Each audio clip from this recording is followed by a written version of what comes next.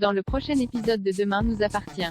Tandis que la police tend un piège à Zoé, Flore a du mal à encaisser sa rupture avec Alex. Mona a quant à elle une rivale. Attention, les paragraphes qui suivent contiennent des spoilers sur l'épisode de Demain nous appartient diffusé demain soir sur TF1.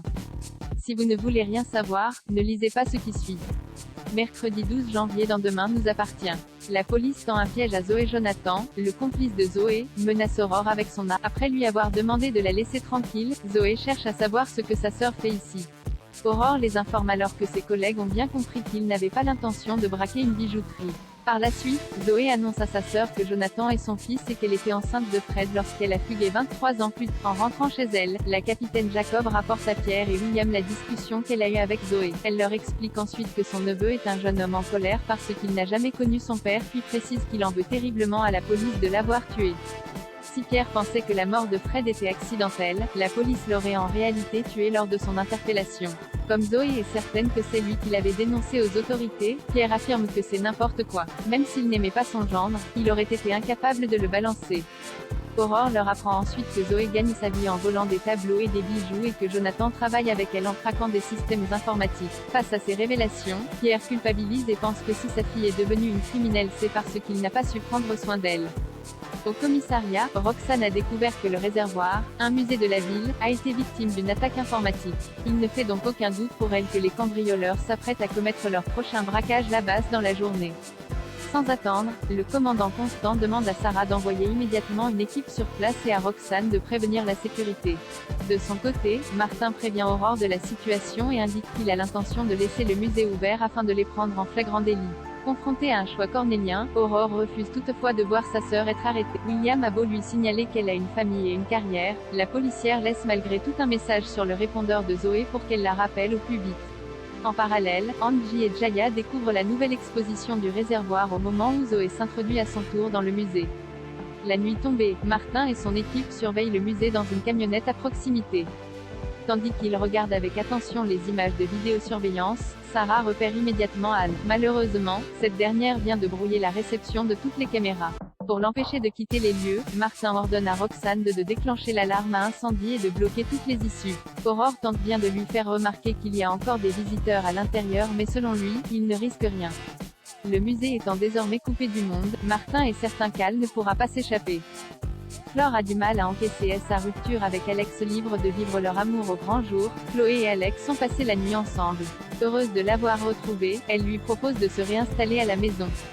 Emballé par l'idée, Alex prévoit donc de rapporter l'ensemble de ses affaires en fin de semaine. Tandis qu'ils partagent un moment plein de tendresse, Andrea débarque dans la chambre de Chloé sans frapper. Mal à l'aise, le jeune homme repart aussi vite qu'il est venu.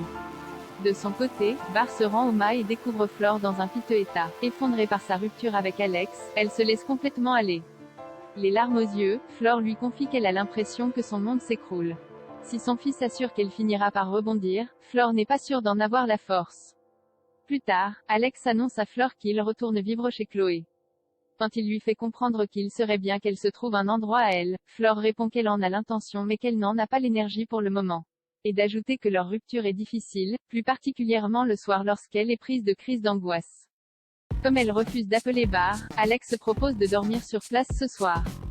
Une offre que Flore accepte avant de le remercier. Juste après, Alex contacte Chloé pour la prévenir. Bien qu'elle estime qu'il ne soit pas la meilleure personne pour l'aider, elle se montre cependant compréhensive. Dans la mesure où elle a prévu beaucoup trop à manger, Chloé invite Andrea de se joindre à elle. Le soir venu, Flore débarque dans la chambre d'Alex. N'arrivant pas à dormir, elle le supplie de passer la nuit à ses côtés. Même s'il n'est pas convaincu que ce soit une bonne idée, Alex donne son accord et la prend dans ses bras. Mona a une rivale. Comme elle n'a pas réussi à organiser un dîner avec celui qui occupe toutes ses pensées, Mona a une autre idée pour attirer Victor dans ses filets. Les épreuves du bac blanc étant proches, elle s'est dit que ce serait une bonne idée d'organiser une après-midi révision. Lorsqu'il refuse de l'aider, Mona lui rappelle que c'est grâce à elle qu'il a obtenu le poste au lycée. Le père de Timothée saute alors sur l'occasion pour lui dire que ce travail est très prenant et qu'il n'a pas le temps pour l'aider dans ses révisions. Par la suite, Victor rencontre Sophie Novak qui l'informe que le juge a retenu 2 charges contre lui, trafic d'influence et corruption. Il risque donc jusqu'à 10 ans de prison ferme ainsi qu'1 million d'euros d'amende. Après qu'il l'a interrogé pour savoir comment il allait pouvoir s'en sortir et récupérer ses liquidités, l'avocate répond qu'elle a déposé une requête en référé. Cependant, tant que la date du procès ne sera pas fixée, il sera difficile pour elle d'avancer. À ce stade, Sophie aimerait que son client travaille son image afin qu'il élimine son attitude arrogante. Seulement, ce dernier estime qu'il fait déjà assez preuve d'humilité en étant l'homme à tout faire du lycée Agnès Varda. Au moment où il évoque le harcèlement dont il est victime de la part d'une élève pour des cours particuliers, Sophie l'encourage à accepter car le juge sera sensible à ses efforts. Leur discussion est interrompue par l'arrivée de Raphaël. Une fois Victor parti, Raphaël, qui est sous le charme, s'empresse de questionner sa consoeur sur lui. Quand Sophie lance qu'elle pensait qu'elle avait encore des vues sur Xavier, Raphaël confirme que c'est encore le cas mais qu'il n'est pas encore prêt à franchir le pas. En attendant, elle entend profiter de la vie. Pendant ce temps, Victor débarque chez Mona pour l'aider à réviser. Ravie qu'il ait changé d'avis, elle sort le grand jeu. Alors qu'elle est sur le point de l'embrasser, Soraya fait irruption et interrompt leur révision pour le plus grand plaisir de Victor qui en profite pour prendre la poudre d'escampette. Néanmoins, Mona ne perd pas espoir de conquérir le cœur de son bellâtre et décide de changer de tactique. À partir d'aujourd'hui, elle va jouer l'indifférence.